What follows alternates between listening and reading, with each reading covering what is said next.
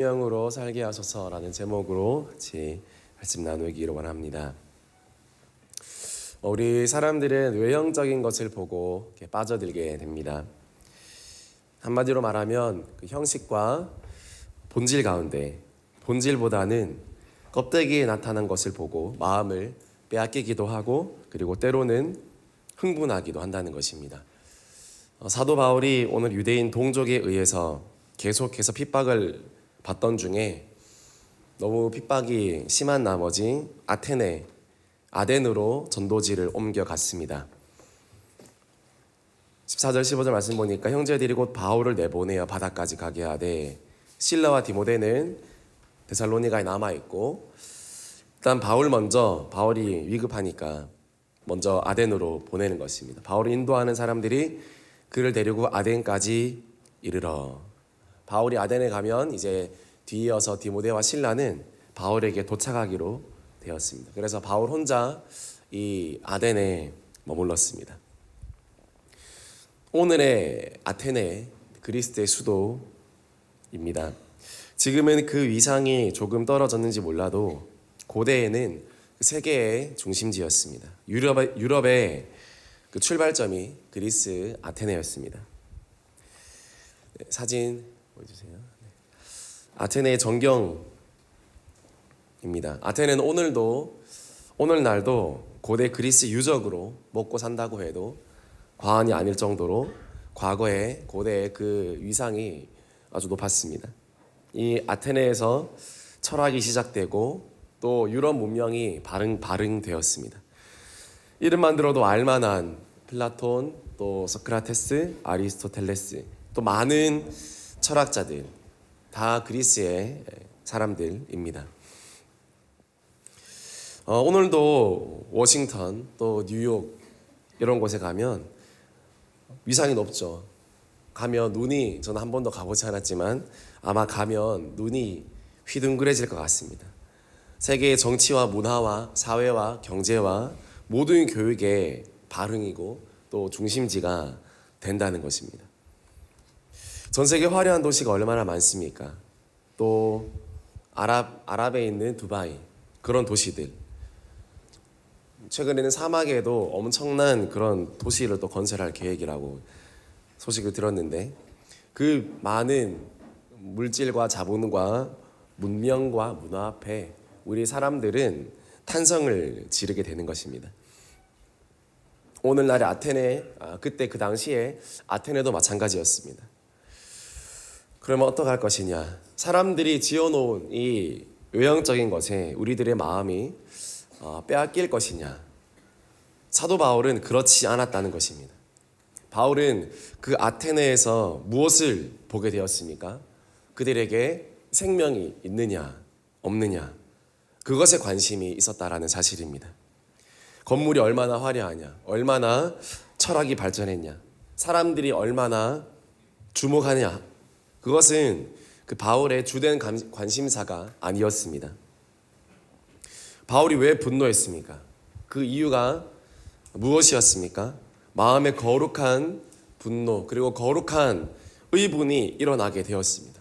모든 사람들은 다 우와 하고 있었는데 바울 혼자 씩씩거리고 아테네 거리 한복판에서 환한 얼굴로 서 있었다라는 것입니다.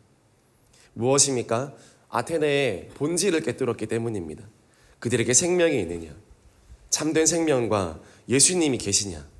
많은 사람들이 문명 가운데 발전된 사회 가운데 잘 살아가고 있는 것처럼 또 높은 교양 수준 가운데 저들의 말과 행위는 고상한 것처럼 보이지만 그 속에 예수 생명이 없었기 때문에 그 칭찬과 인정이 자자한 화려한 아테네의 도시 한복판에서 그는 혼자 이방인처럼 분노했습니다.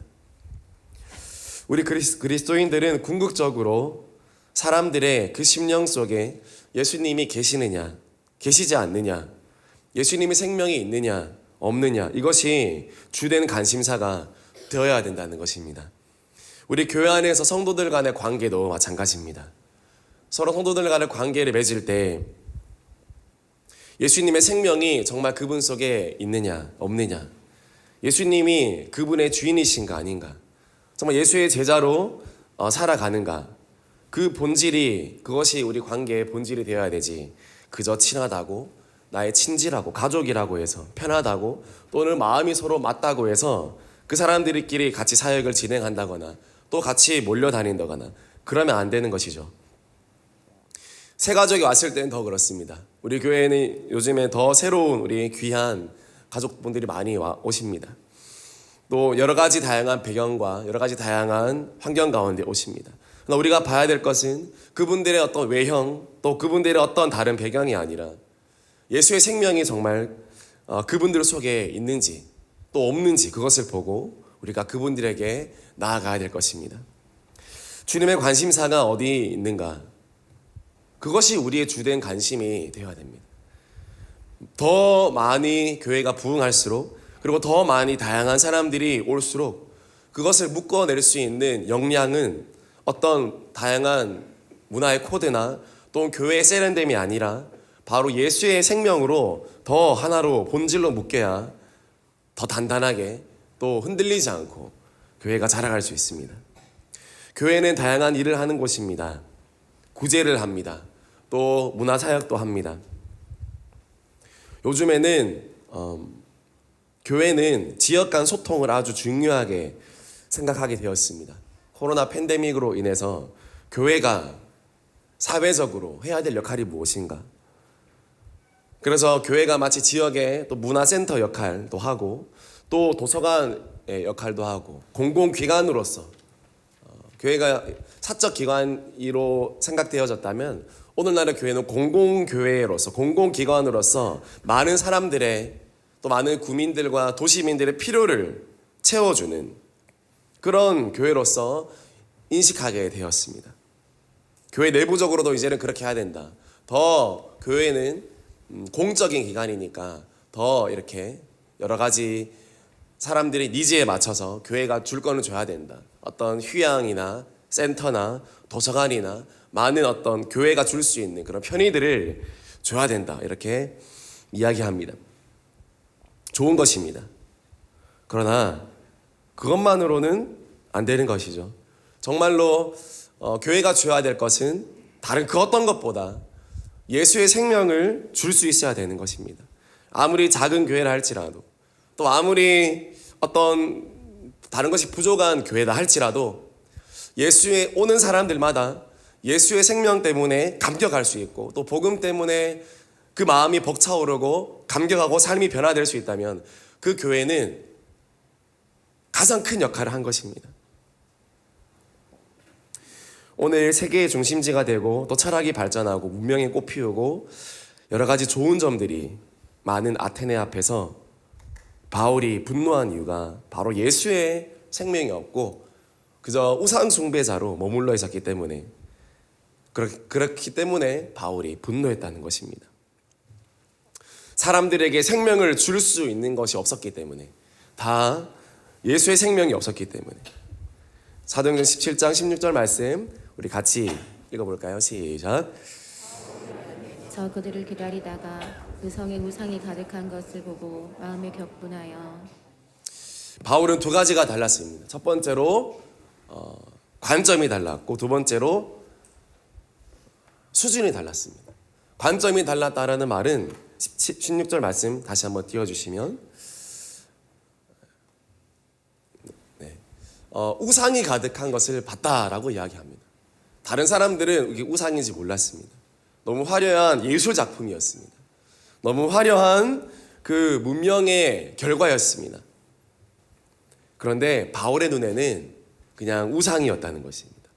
화려한 우상 또는 덜 화려한 우상 그런 차이일 뿐이지 다 똑같은 우상이었다는 겁니다. 관점이 달랐다는 것입니다. 똑같은 것을 봐도 이것이 하나님의 눈으로 보기에 무엇인가 그것을 바울은 가장 먼저 캐치하게 되었습니다. 우리 그리스도인들은 이런 관점이 달라야 되는 것입니다. 우리 교회 다니는 사람들이 또 예수를 아는 사람들이 세상 사람들처럼 똑같이 보고 똑같이 말하면 안 된다라는 것입니다. 하나님의 마음을 생각하고 하나님의 마음이 무엇인지 보고 분별하면서 하나님의 관점으로 우리가 먼저 나아가야 된다는 것입니다. 그럴 때 분별할 수 있게 되는 것입니다. 두 번째는 뭐가 달랐습니까? 수준이 달랐습니다. 16절 말씀 보니까 마음에 격분하여 라고 그렇게 나와 있습니다. 한마디로 갈등의 수준, 바울의 겪는 고뇌의 수준, 이것이 달랐습니다. 우리는 일반적으로 내가 무시를 당하면, 또 내가 자격지심이 있으면, 남들이 나보고 또 뭐라 하면 우리가 그것으로 시험이 들지 않습니까? 몇 날 며칠을 끙끙 앓고 그러지만 바울의 갈등은 수준이 달랐다는 것입니다. 그런 것으로 속상해하기보다 정말 하나님으로 인해서 예수의 생명이 없는 것으로 말미암아 바울은 속상했고 분노했다는 것입니다. 우리가 진정으로 무엇에 속상해하는가를 보면 내가 진짜 소중히 여기는 것이 무엇인지 알 수 있습니다. 여러분, 우리는 언제 제일 속상합니까? 우리는 내가 손해를 입을 때 가장 속상합니다. 그리고 내 가족이 피해를 입거나 또 내 자녀가 어떻게 손해를 입을 때 우리는 가장 속상합니다. 그러나 사도 바울은 교회가 손해를 입을 때 가장 속상했습니다. 그리고 영혼이 손해를 당할 때 또 가장 속상해했습니다. 복음이 전파되어야 할 곳에 전파되지 못하는 것을 가장 속상해했습니다. 우리의 이 갈등의 수준과 또 고민의 수준, 속상함의 수준이 올해는 더 달라지기를 소망합니다. 더 하나님으로 인하여서 또 예수의 생명으로 인하여서 우리가 더 고민하고 또 때로는 의문을 품고 우리가 나아갈 수 있는 저와 여러분들이 되어지기를 주님의 이름으로 축복합니다. 다른 사소한 것들로 세상이 보기에는 큰 겁니다. 그러나 하나님 보시기에는 예수의 생명과 비교했을 때는 아주 사소한 문제일 수 있습니다. 그런데 우리가 세상 사람들과 똑같은 관점으로 똑같은 것들 때문에 분노하고 교회 안에서 똑같은 것들 때문에 갈등하고 싸움한다면 우리의 갈등의 수준이 아직 낮은 곳에 머물러 있는 것입니다. 더 성숙한 갈등을 하기 원합니다. 많이 고민해야 되고 많이 갈등해야 됩니다. 그러나 무엇 때문에가 중요합니다. 무엇 때문에 갈등하고 무엇 때문에 고민하고 무엇 때문에 속상해야 됩니까?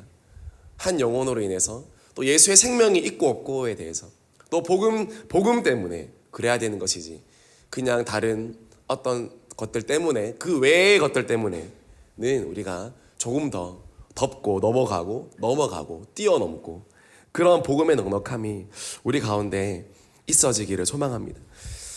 18절에 보니까요, 또 에피쿠로스와 스토아 철학자들이 쟁론한다 했습니다.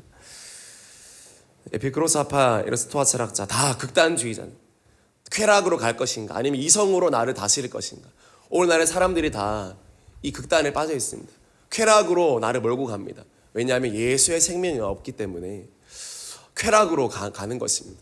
또 반대로 예수의 생명이 없기 때문에 자기 나름의 어떤 최대의 고상함을 추구하는 것입니다. 이것이 오늘날 사람들의 모습이라는 것입니다. 이 사람들에게 바로 예수의 생명이 필요했습니다. 그래서 바울이 뭐라 했습니까? 사도행전 17장 23절에 이렇게 말했습니다. 너희가 알지 못하고 위하는 그것을 내가 너희에게 알게 하리라. 그것이 무엇입니까? 예수의 생명과 부활이었습니다. 18절 말씀 볼까요? 이 말쟁이가 무슨 말을 하고자 하느냐? 어떤 사람은 이르되 이방신들을 절하는 사람인가 보다 하니 이는 바울이 예수와 부활을 전하기 때문이라. 예수와 부활이 우리의 생명이 되는 줄 믿습니다. 예수와 부활이 우리의 능력이 되는 줄 믿습니다. 이것으로 아테네 시민에게 나아갔던 것입니다. 우리는 우리의 가족들, 친지들, 또 직장 동료들, 학교 동창들을 보면서 얼마나 그분들이 사회적으로 성공했느냐, 물질이 얼마나 많으냐, 어떤 학위를 가졌느냐, 거기 관심 많지만 주님의 관심은 어디에 있습니까? 그들에게 복음으로 말미암은 참된 생명이 있느냐, 그들의 중심에, 그들의 속에 예수님이 있느냐, 하나님이 있느냐, 그것밖에 없습니다. 그것밖에 없다라는 것입니다. 왜냐하면 그것으로 우리의 인생이 결정되어지기 때문입니다. 우리가 아는 대로 사무엘과 같은 선지자라 할지라도요, 이새의 가정에 방문했을 때 사람들을 못 알아봤습니다.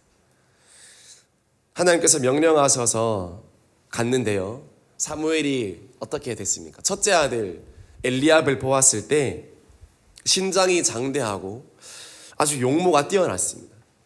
야, 정말 가히 왕으로 합당한 사람이다, 그렇게 생각했습니다. 그래서 사무엘이 기름을 부으려고 할 때, 그때 유명한 그 하나님의 말씀이 울려 퍼지지 않습니까? 사무엘아, 그의 외모와 신장을 보지 마라. 그 외모와 신장을 보지 마라. 하나님은 외모를 보는 것이 아니라 항상 그 속에 중심을 보고 그 영혼의 상태를 보시고 그의 존재를 보고 있다는 것입니다. 사무엘이 얼마나 은혜가 충만한 사람입니까? 얼마나 성령이 충만한 사람입니까?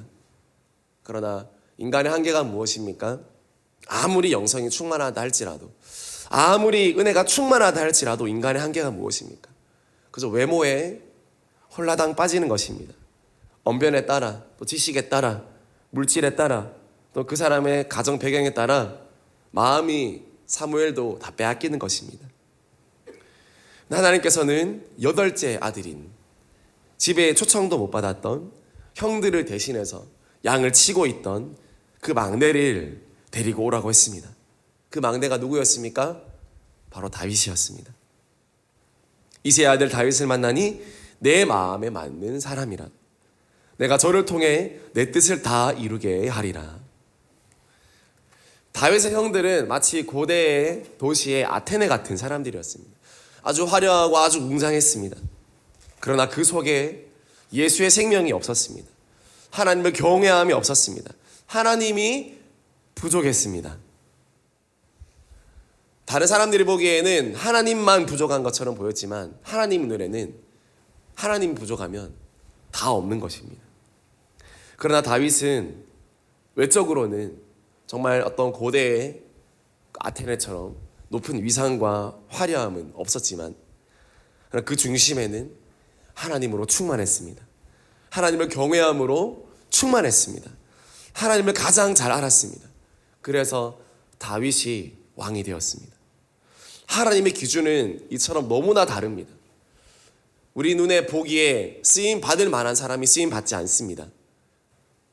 왜냐하면 기준이 너무 다르기 때문에 하나님이 쓰는 사람은 때로는 너무나 우리의 기준에 부합하지 않는 그런 사람이 하나님께 쓰임 받을 때가 많습니다. 저 사람은 저렇게 사용될 사람이 아닌데, 저 사람은 목회자가 될 사람이 아닌데, 저 사람은 리더가 될 만한 인물이 아닌데도 불구하고 하나님이 보셨을 때, 그 속에 하나님으로 충만했을 때 모든 자격 요건은 하나님께서 붙여주시고 또 도와주셔서 밀어주셔서 하나님이 일을 하게 하시는 것을 보게 되는 것입니다. 우리 속에 무엇으로 충만해야 되겠습니까? 더 예수로 충만하기를 주님의 이름으로 축복합니다. 이 새벽이 어떤 시간입니까? 외적으로는 우리가 가장 허술한 시간입니다. 그래서 다들 더 마스크를 위로 올리고 모자도 깊게 쓰고 오지 않습니까? 가장 외적으로 허술한 시간, 외모적으로 평준화되는 시간, 이 시간 다 새벽 시간입니다. 가장 보여줄 것 없는, 혹시 새벽의 외모와 낮의 외모 같다, 둘 중 하나입니다. 정말로 미남 또 미녀시거나 아니면 아니시거나 그 둘 중 하나입니다. 이 새벽에 가장 우리가 확인되어져야 될 것, 외적으로 아무것도 내세울 것 없는 이 새벽에 우리가 확인되어져야 될 것은 모든 거추장스러운 것들이 다 내려지고 우리 속에 예수의 생명이 발견되는 그 시간이 바로 새벽인 것입니다. 이 새벽에 가장 적나라하게 하나님께 나아갈 수 있는 시간, 가장 내 마음의 중심이 드러나는 시간이 어떤 화려한 예배의 시간보다 가장 이 고요한 새벽의 시간 가운데 우리가 그것이 드러나는 것입니다. 새벽의 그 모습을 보면 그 중심에 정말 어떤 간절함이 있는지, 어떤 마음이 있는지 가장 잘 드러나는 법입니다. 올 한 해 우리가 만나볼 영혼들 속에서도 어떤 다른 것이 아니라 어떤 인간적인 또는 어떤 외적인 배경이 아니라 더 예수의 생명이 있는지 다시 한번 점검되어지기를 주님의 이름으로 축복합니다. 우리의 분반 가운데 또 내 목장의 목원들 가운데 하나님 정말 예수의 생명으로 가득 차게 해달라고, 저 그 부활의 복음의 은혜로 가득 차게 해달라고, 정말 예수의 생명으로 우리 마음이 가득 찰 수 있도록, 그러지 않고 다른 외적으로 나아가는 그런 분들이 계시면 더 마음이 모아져서 예수의 생명으로 찰 수 있는 그런 한 해가 될 수 있도록 그렇게 사역하며 기도할 수 있는 저와 여러분들이 되어지기를 소망합니다. 그것이 우리가 해야 될 일인 줄 믿습니다. 우리가 만나는 영혼들마다 하나님 껍데기가 아니라 그 속에 예수의 생명으로 충만하게 하여 주시옵소서. 진정으로 주님께 인정받고 또 주님과 동행하는 예수의 제자의 삶을 살아갈 수 있도록 하나님께서 은혜를 베풀어 달라고 그렇게 중보하며 기도하며 그리고 그런 내가 될 수 있도록 기도하는 오늘 이 새벽이 되어지기를 주님의 이름으로 축복합니다. 네, 광고 드리겠습니다. 오늘부터 윈터스쿨이 시작됩니다. 우리 초, 중 등 모두 9시 반에 드림센터 1층에서 개강 예배가 있습니다. 그래서 함께 오셔서 예배 드리고 5주간의 윈터스쿨 잘 진행될 수 있도록 기도해 주시고 또 많은 중보 바랍니다. 그리고 오늘 새벽에 최민서 형제 발인 예배가 있습니다. 차량은 2 주차장에 있습니다. 6시 20분부터 탑승하실 수 있습니다. 6시 30분까지는 우리가 다 탑승이 완료되어서 6시 40분에 정각에 바로 이렇게 출발할 수 있도록 이렇게 도와주시면 감사드리겠습니다. 네, 우리 같이 기도하겠습니다.